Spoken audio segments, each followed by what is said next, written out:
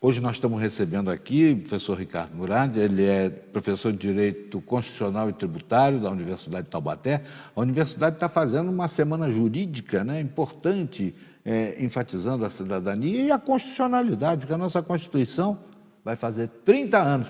E, pasmem, senhores, ainda não está totalmente regulamentado, ainda tem gente querendo revogar, gente querendo mudar. Para você ter uma ideia, a Constituição americana, desde 1700 e antigamente, tem, acho que, 11 artigos e teve já 32 emendas. A nossa, de apenas 30 anos para cá, porque já tivemos várias, já teve mais de 190 emendas. Isso é típico mesmo de país tropical, professor? O problema do Patropi, né? O problema é que a Constituição norte-americana ela é muito sintética. É uma carta de princípios, como deve ser uma Constituição. Exatamente. Ela organiza o Estado norte-americano e depois ela tem as 10 primeiras emendas que foram logo em seguida, tá?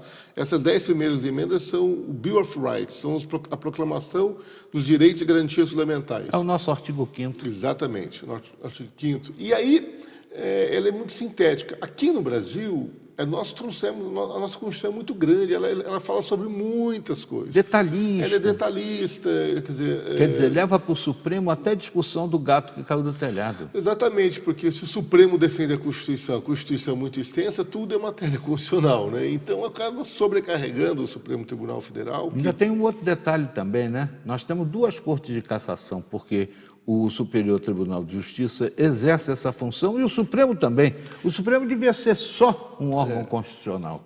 Aí, o senhor me permite, assim, o Superior Tribunal de Justiça, ele na verdade não analisa questões constitucionais. Sim. O papel do Superior Tribunal de Justiça é interpretar a legislação federal. Então ele fica no nível da lei. Agora, o Supremo não. O Supremo ele trata da Constituição. Só que o Supremo tem muitas outras atribuições. Pois é, até recurso do STJ vai para lá. Sim, tem muitas outras atribuições. E como a Constituição é muito extensa, então acaba sobrecarregando o Supremo, que é o grande guardião da Constituição, né? O Supremo ele tem que... Às vezes, né? Então, aí existe uma questão que a gente costuma dizer em sala de aula que é muito interessante. A Constituição é um texto. E como todo texto, a Constituição, para ser compreendida, ela deve ser interpretada. E quem dá a chamada interpretação autêntica da Constituição, uma expressão de Hans Kelsen, que é um doutrinador austríaco, ele falava, todo mundo pode interpretar a Constituição, mas quem dá a interpretação autêntica, aquela que vale, é o Judiciário. E, em última instância, é o Supremo. Então, muitas vezes, o Supremo ele vai interpretar o texto da Constituição e vai aplicá-la conforme a sua interpretação. E, muitas vezes, a interpretação dada pelo Supremo vai de encontro ao interesse de grande parcela da população ou de alguns setores, e aí o Supremo acaba recebendo severas críticas, né? Também nós temos repensado hoje a forma de escolha dos membros do Supremo, né? Porque hoje o presidente da República ele basta uma pessoa com reputação ilibada, né, e vasto conhecimento jurídico. Também. Então, mas o Senado Federal pode coibir, né, se o presidente da República nomear uma pessoa que não tenha todo esse conhecimento. Quando deseja. Exatamente. Cabe ao Senado Federal barrar a nomeação, né? Mas no Brasil não existe muito essa. Não, o Senado apenas faz aquela entrevista, né, com o escolhido e acaba já está tudo acertado ali. Professor, agora, digamos, essa Constituição não estando totalmente regulamentada, o senhor acredita que alguém possa realmente fazer, olha, acabou essa daí, vamos fazer outra?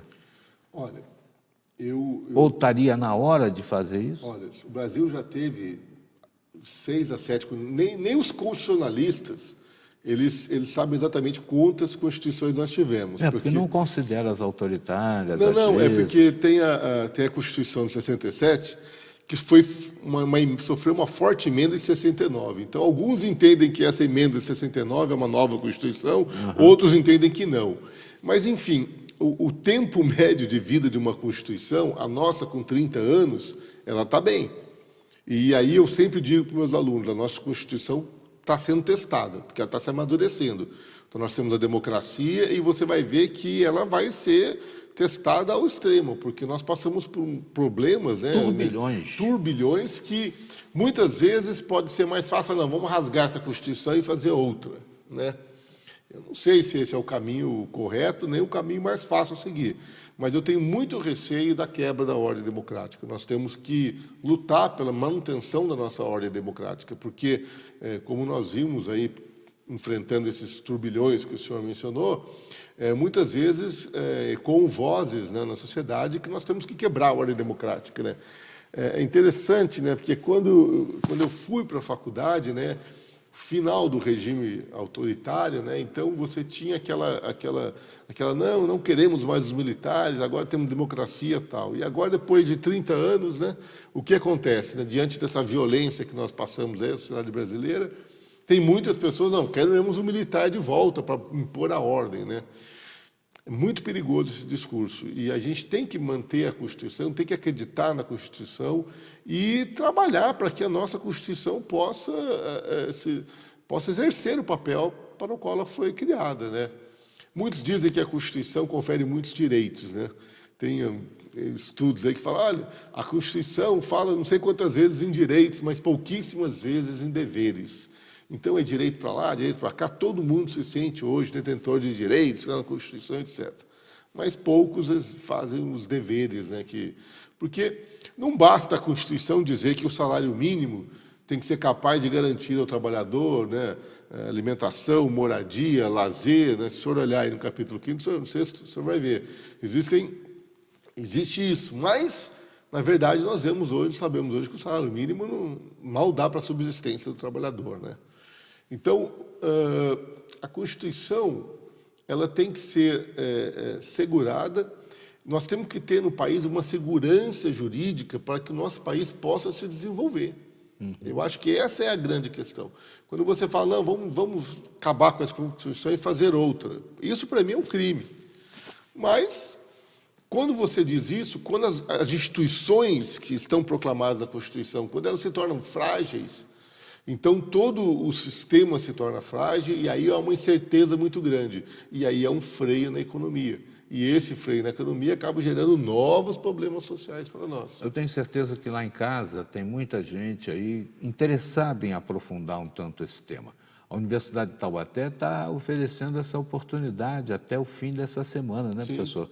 A inscrição é possível? Não, é uma semana jurídica, ela é aberta, né? Ela é feita para os alunos, mas a nossa universidade está aberta lá, quem tiver interesse em comparecer, nós temos atividades tanto de manhã quanto no período da noite.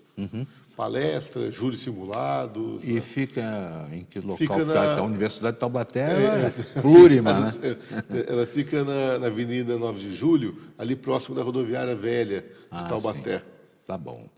Olha, foi um prazer muito grande recebê-lo. Eu tenho certeza, pelo grau de informação que o senhor nos proporcionou, que esse seminário é um sucesso, né?